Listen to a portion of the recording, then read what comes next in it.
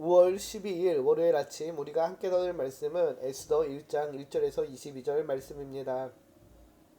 우리가 오늘 함께 살펴본 에스더서는 우리에게 하나님의 이름 없이도 하나님이 어떻게 섭리하시는지를 보여주는 성경입니다. 오늘 우리가 함께 나눌 특별히 1장은 마치 성대한 영화의 오프닝과도 같은데요. 금과 보석으로 장식된 궁전, 그리고 절대 권력을 휘두르는 왕, 그리고 그에게 몰려드는 많은 사람들, 신하들, 귀족들, 그리고 흥청망청한 파티가 소개됩니다. 그런데 이런 화려한 파티 뒤에는 인간의 교만과 오만, 그리고 하나님 없는 그 영광의 덧없음이 무엇인지를 우리에게 보여주는데요. 오늘 본문 시작은 이렇게 시작합니다. 1절을 보면은 이 일은 아하수에로 왕 때 있었던 일이니에요. 아하수에로는 인도로부터 구스까지 127 지방을 다스리는 왕이라. 먼저 오늘 본문의 주인공 아하수에로 왕에 대해서 다음과 같이 소개를 하죠. 그는 인도에서부터 구스에 이르기까지 127 지방을 다스리는 대제국의 황제였습니다. 그리고 이어지는 본문을 보면은 그는 자신의 권세와 부귀를 과시하기 위한 여러 가지 행사를 하는데요. 4절을 보면은 왕이 여러 날 곧 180일 동안에 그의 영화로운 나라의 부함과 위엄의 형력함을 나타내니라. 180일이라는 긴 기간 동안 왕은 자신의 나라의 부와 위엄을 자랑하고 과시하기 위한 여러 가지 행사, 이벤트를 벌였습니다. 자신의 나라와 정책을 홍보하고 알리기 위한 캠페인을 벌였는데요. 그리고 그것으로 만족하지 않고 5절을 보면은 이날이 지남에 왕이 또 도성 수산에 있는 귀천간의 백성을 위하여 왕국 후원 뜰에서 7일 동안 잔치를 베풀었다라고 이야기합니다. 이 잔치는 순전히 왕의 권력과 위엄을 뽐내기 위한 도구였습니다. 그는 자신의 재산과 힘과 명예를 사람들 앞에 자랑하고자 했는데요. 세상의 영광을 자랑하는 잔치였습니다. 여기서 우리가 한 가지 생각해 볼 것은 오늘날 우리는 무엇을 자랑하고 있는가입니다. 나는 무엇을 자랑하고 있습니까? 여기서 우리는 한 가지 생각해 볼 것이 있습니다. 오늘날 우리는 무엇을 자랑하고 있습니까? 우리가 소셜미디어에서 또 이 사람들과의 대화에서 심지어 교회 안에서 무심코 자랑하는 것이 무엇인가요? 외적인 성취와 사회적 지위, 지식, 또 가정의 모습과 신앙의 경력, 또 나의 외모 이런 것들인가요? 그 자랑의 중심에 무엇이 있는지 한번 돌아봐야 될 것입니다. 아하수에라 왕은 자신의 권세와 부귀를 자랑하려고 큰 잔치를 7일 동안 베풀었지만은 그의 권위와 권세가 얼마나 헛된 것인지, 그가 뽐내고자 하는 것이 얼마나 헛된 것인지 그의 안에 왕후 와스들을 통해 여실히 드러나게 됩니다. 잔치가 무르익던 어느 날 왕은 술에 취하여 왕후 와스디를 부르지요. 그는 자신의 아름다운 왕배를 사람들 앞에서 자랑하고 싶어합니다. 11절에서 12절을 보면 이렇게 이야기하죠. 왕후 와스디를 청하여 왕의 관을 정지하고 왕 앞으로 나오게 하여 그의 아름다움을 무백성과 지방관들에게 보이게 하라 하니 이는 왕후의 용모가 보기에 좋음이라. 그러나 왕후 와스디는 내시가 전하는 왕명을 따르기를 싫어하니 왕이 진노하여 마음속에 불붙듯 하더라. 왕의 민물을 뽐내며 자신의 권위를 자랑하고픈 왕의 생각은 허무하게 무너집니다. 왕후 와스디의 거절과 그 거절의 의미를 우리가 좀 생각해 봐야 되는데요.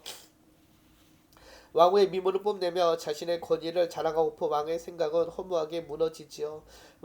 왕후조차도 따르지 않는 그의 권위는 바닥에 떨어지게 됩니다. 12절을 보면은 그의 왕이 진노하여 마음속에 불붙듯 하였다라고 이야기하죠. 천하를 호령하는 왕의 과시욕구로 점철된 잔치의 끝은 왕의 거절로 인한 수치로 막을 내리게 됩니다.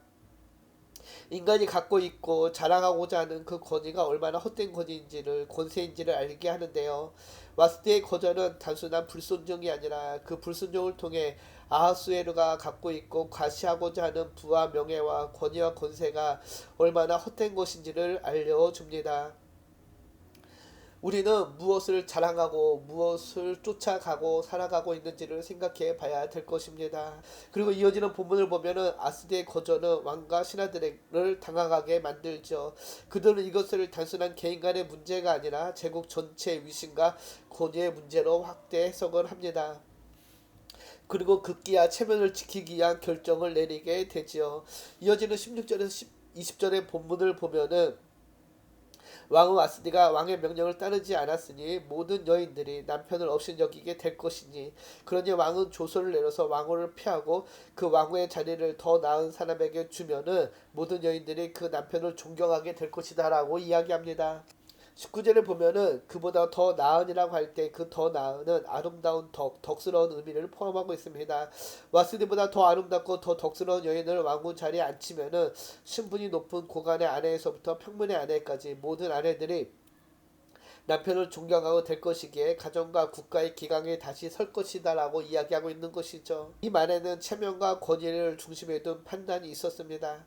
그들의 결정은 진정한 정의나 하나님의 뜻이 무엇인지와 전혀 상관없는 자신의 권력과 자신의 권위와 자신의 체면을 유지하기 위한 그런 판단과 결정이었는데요. 흥미롭게도 이 본문 전체에 하나님이라는 이름은 단 한 번도 등장하지 않습니다. 하지만 이 사건은 하나님의 섭리의 무대 장치가 되는데요. 아스디의 폐인은 에스더가 왕비가 되는 문을 여는 사건이 됩니다. 인간의 어리석은 판단과 수치는 하나님의 섭리 안에서 놀라운 구원의 계획으로 이어지게 됩니다. 그리고 결국 이어지는 본문을 보면 수치 위에 세워지는 은혜의 무대에 장이 열리게 됩니다. 아우스의 잔치는 인간의 영광을 드러내기 위한 자리였습니다. 그러나 그 잔치는 결국 아수디로 인한 수치와 제국의 혼란으로 이어지게 되고 하지만 하나님께서 그 속에서 일하심을 통하여서 또 다른 구원의 계획을 이루어 가십니다. 우리의 삶의 자리에서도 여러 가지 사건과 사고가 있습니다. 또 우리의 삶의 자리에서 하나님이 없는 그런 판단과 생각이 이어질 때도 있습니다. 그러나 하나님께서 그런 모든 상황 속에서도 여전히 우리와 함께 하시며 하나님의 그 구원의 계획을 이루어 가시는 하나님이심을 기억해야 될 것입니다. 그리고 우리는 오늘 살아가면서 우리의 삶의 자리에서 내가 무엇을 자랑하며 무엇을 위해 살아가는지를 한번 생각해 보아야 될 것입니다.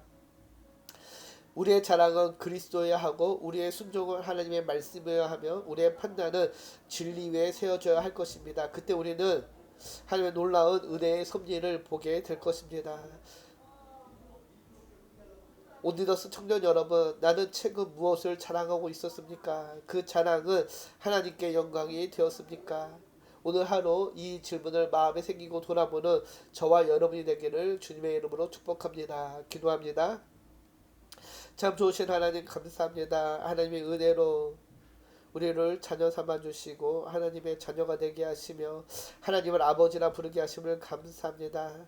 그럼에도 불구하고 나의 삶에서 나의 자랑이 무엇인지를 돌아봅니다. 나의 삶의 자리에서 나의 자랑은 우리 주 예수 그리스도가 되기를 소망합니다. 내가 자랑할 것은 오직 예수 그리스도밖에 없음을 고백하게 하시고 이 세상 속에서 오직 주의 말씀에 순종하며 살아가는 우리의 삶의 자리가 되게 하여 주시옵소서. 우리를 구원하신 예수님의 이름으로 감사하며 기도드립니다. 아멘.